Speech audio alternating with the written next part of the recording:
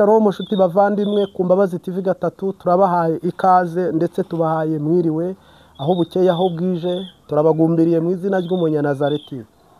Umwuka wera aduhaye ubutumwa bwiza bwihutirwa. Nagize ihishurirwa ngira niyerekwa witwa Gatorwasa ntabwo azaba perezida. Harimo abarundi bamwiteguye, Barundi bamubona nk'umuntu ushobora gutwara Uburundi mu kure y'amaso, ntabwo azigera aba perezida. Aho twazamutse umusozi gusenga ndimo ninginga Imana nyibwira ngo ninde perezida ugiye kuzayobora igihugu cy'u Burundi. Agatorwasa ntabwo arimo.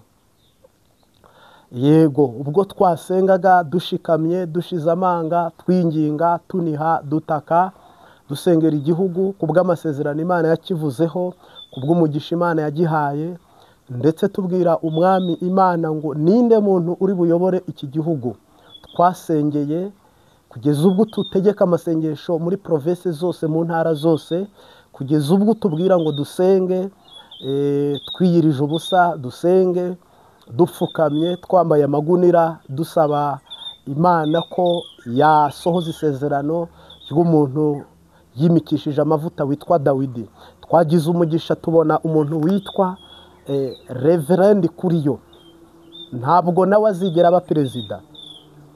Ntabwo uyu mupapa ntabwo azaba perezida.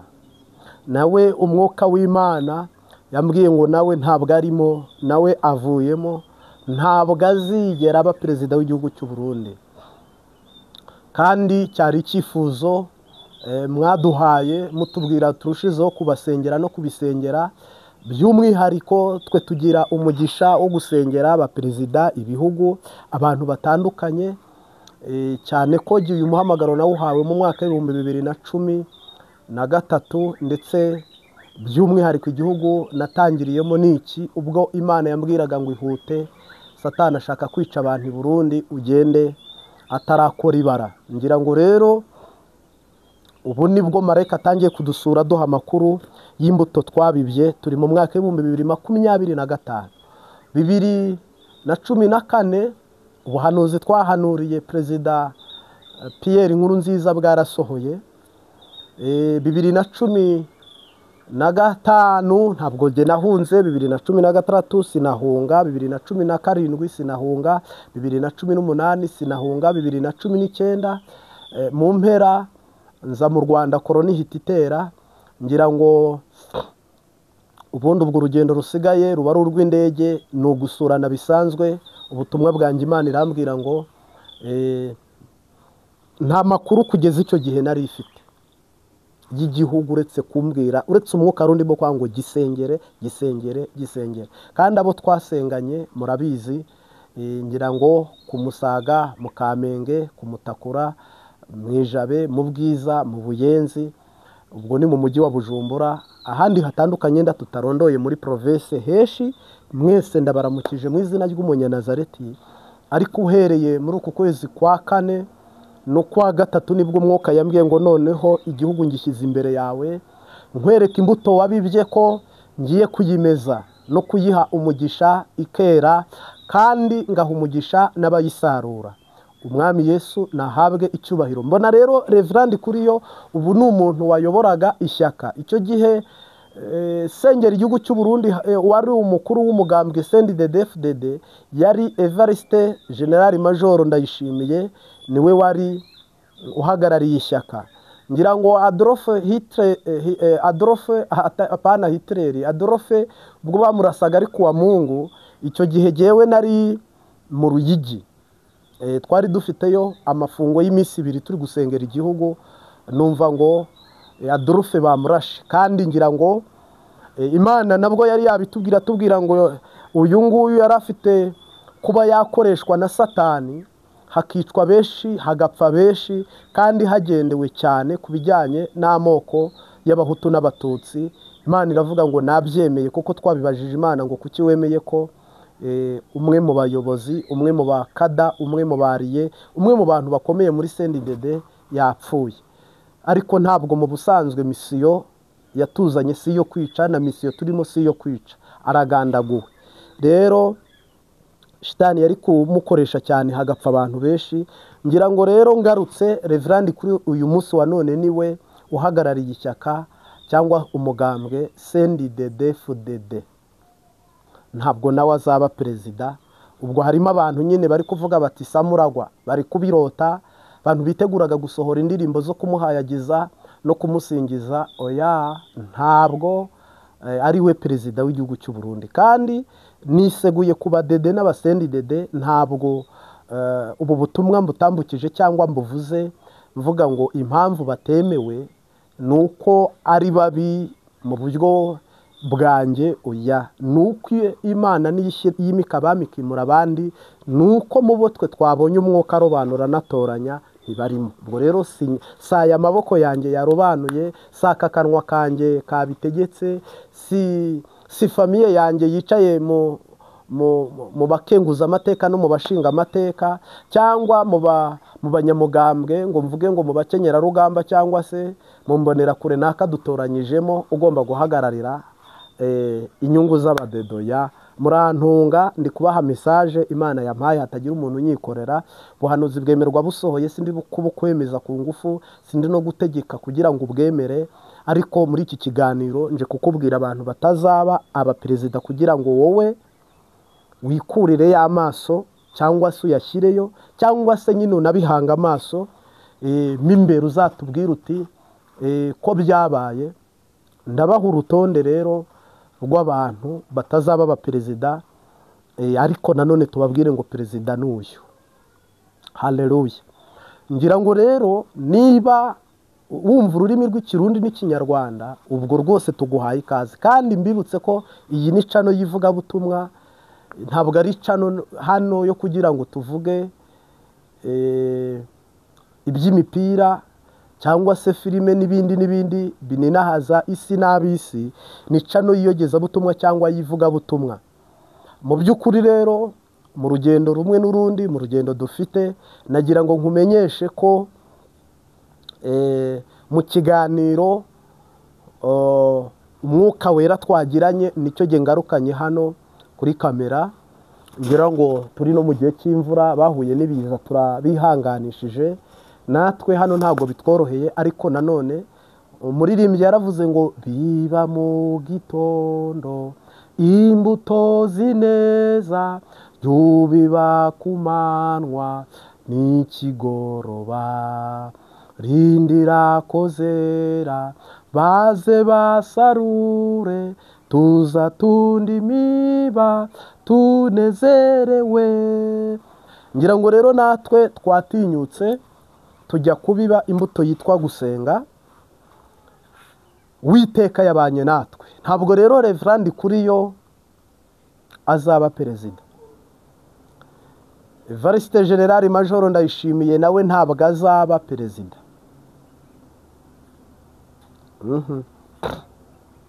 Ntabwo nawe azaba perezida. Harimo abantu babibaza, abandi bifuza kumenya, abandi babikritika, abandi banabihanura. Ntabwo ari najye nyine ndubihanuye, ariko mu makuru umwuka wera atanga, Evariste General Major nyine Cyubahiro Sebarundi Ndayishimiye, nubwo ntari umusirikare ndi yafande, ntabwo marayika yagutoranyije nkuza kuba perezida wo kuyobora Uburundi ngo bujabuke bugere i Kanani mu masezerano mu gihugu cy'amata n'ubuki. Haleluya. Oya, nawe ntiwatoranyijwe. Koko igipimo marayika yaguhaye cyangwa umunzane marayika yaguhaye ntabwo bishoboka, ntibyanashoboka, ntibizanashoboka ko wabyemera. Kugira ngo Imana igutoranye cyangwa Imana ibe yakwemera cyangwa umwuka w'Imana abe yakurobanuza amavuta kuba perezida mu gihugu cy'u Burundi, Ndayishimiye ubwo yabasabwa iki? Njye ariko ibyo si ibyo umwuka wera ambwiye, ni urugero nguhaye rw'umuperezida uri buyobore. Umva ibintu asabwa, wumve ko wabishobora. Ndazi ko imbuga ngurukanabumenyi, inzego muratureba, abaminisitiri nubwo mutavuga, inzego zose z'inyamiramabi n'abasoda muratureba, bamwe baravuga abandi ntibavuge, ariko nanone narivuze ngo nubwo batavuga harimo abavuga. Sorry, mu by'ukuri rero mwese dore umunzani Imana ibaha mudashobora gushobora. Muri Afurika hazagira umuperezida upanura yurira uyu musaraba abwira abantu ati mu gihugu cyanjye nta shyaka ririmo, nta n'umugambwe urimo, harimo idarapo rimwe n'indirimbo imwe y'igihugu, kandi shyizeho minisiteri y'Imana mu gihugu. Uwabishobora ibyo, waba bibashije ibyo, azakorana n'Imana, azakorana n'umwami Yesu. Ariko ntawe futa byose ubabwire ngo Uburundi nta mugambwe nta shyaka, hasigayemo umurundi n'umurundi kazi.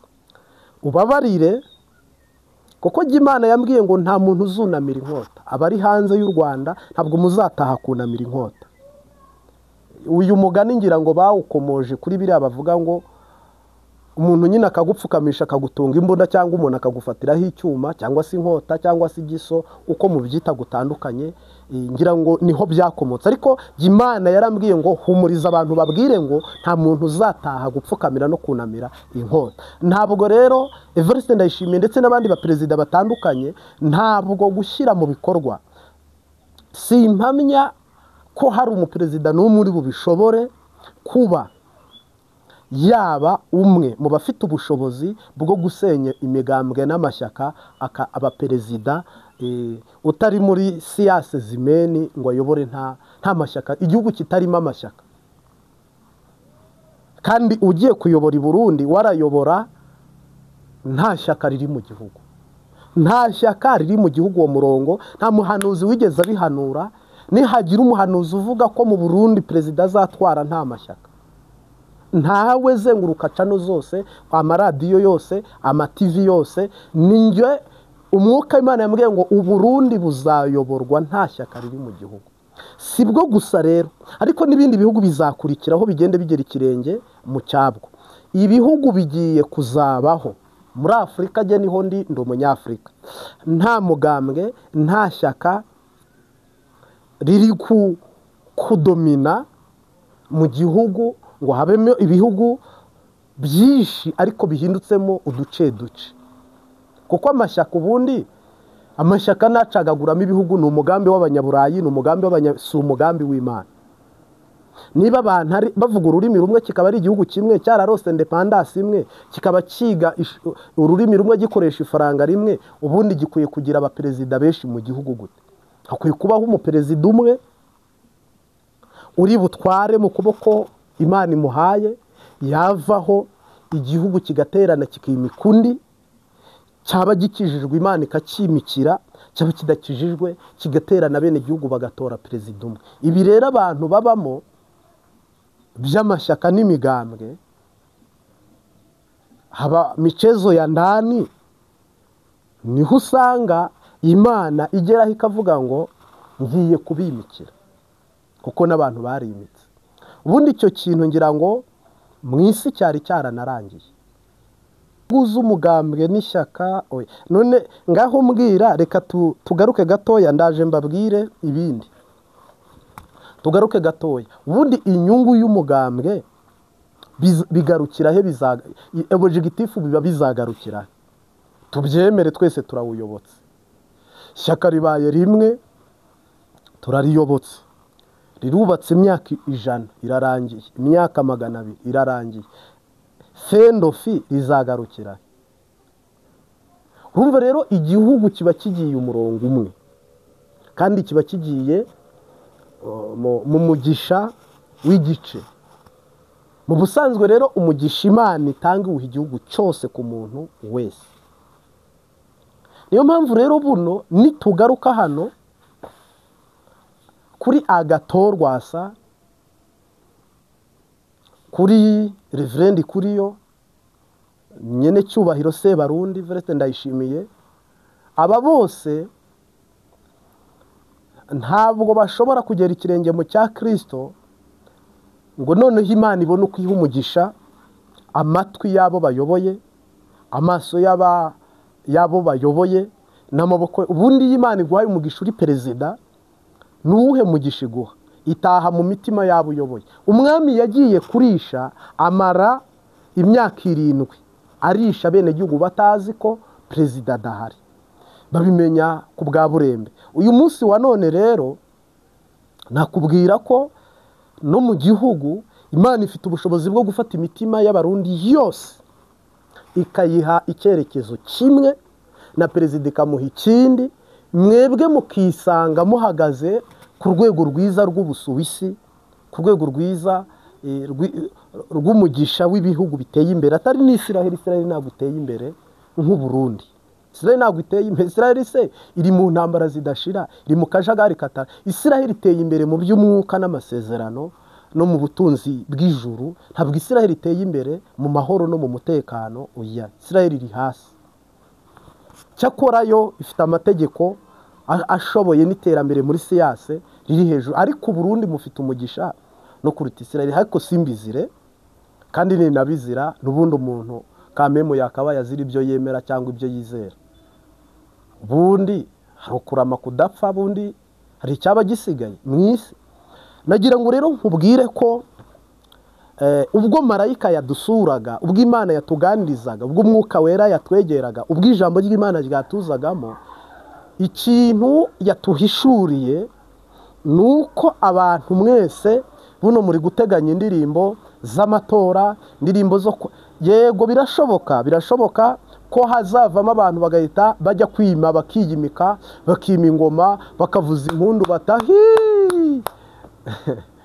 Ntabwo Yesu ari muri ayo mashyi rwose. Harimo abantu bazavuga bati ariko nanone hari igihe turabimenya mu minsi iri imbere, mu byo turi gusenga nabyo turi kubisengera, turabimenya mu minsi iri imbere. Harimo abantu rwose bagiye gutegura, bicara ahantu bavuge bati ubu noneho ntabwo turi kandi koko erega reba nawe CNDD-FDD uko ingana, amafaranga yashoye, abakenyera rugamba, izi mbonera kure zose nibigiye kurangira, ntihabe hakibukwa ijambo imbonera kure, ntihabe hakibukwa abakenyera. Biriya bintu byose rero kubitakaza n'imbaraga zabigiyemo.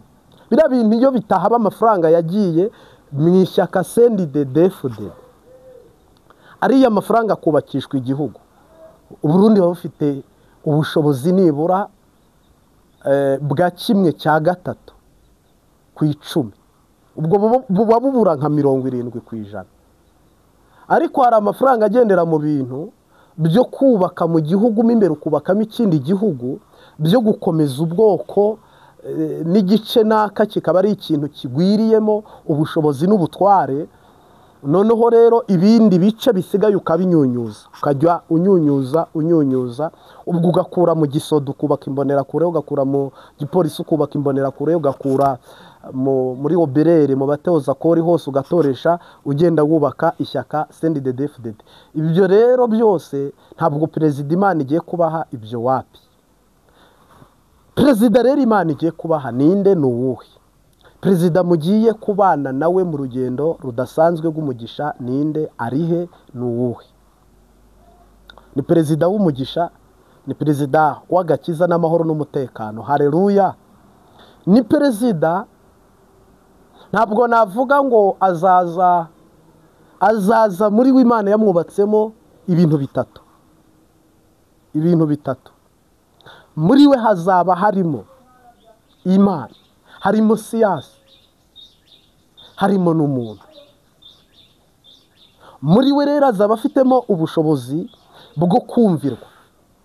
Mwese muzamuyoboka, nta muntu n'umwe uzamusuzugura ngo abishobore, nta muntu n'umwe utazamugamburukira. Ariko buno neva bamwe muramugabira, abandi mukamusuzugura, abandi ntimumwumvire, abandi mugatonda ababwiye mbere y'igihe, mugenda nyuma y'igihe, abashize iburyo mu gibumoso, mbese bikaba nka za nkweto z'imbusane n'ibinyurane. Reka mbivuge uko nguko. Rero uyu nguyu Imana igiye kuba hano kubimikira, Yesu we agiye gukora ibitangaza mu buryo bumwe n'ubundi mutari muzi.